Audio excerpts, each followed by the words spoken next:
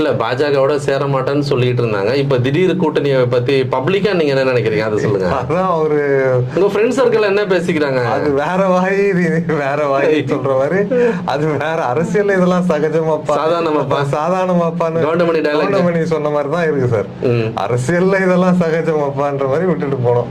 ஆனா இப்போ பப்ளிக்கா பாத்தீங்கன்னா இதெல்லாம் அவ்வளவு இன்ட்ரெஸ்டா போக்கஸ்டா பாக்குறாங்கன்னு கேட்டீங்கன்னா, எனக்கு நான் இதை பார்க்கல சார். இப்போ கொஞ்ச நாளா பாக்குறது இல்லை. ஏன்னா ஒரு கன்ஃபியூஷனா தான் இருக்குது. அதனால இப்போதைக்கு டைம் நிறைய இருக்கிறதுனால பார்க்கல. ஏன்னா அது இல்லாம மக்களுக்கும் நிறைய இப்போ இவங்க சொல்றது எல்லாமே அரசியல் சொல்றாங்க. பட் ஆஸ் அ பப்ளிக்கா பாத்தீங்கன்னா அவங்களுக்கு நிறைய ஃபினான்ஷியலா நிறைய தாட்ஸ் எல்லாம் போயிட்டு இருக்கு. நான்லாம் ஒர்க் பண்ற கேட்டகரியில இருக்கோம், பிசினஸ் பண்ணிட்டு இருக்கேன்.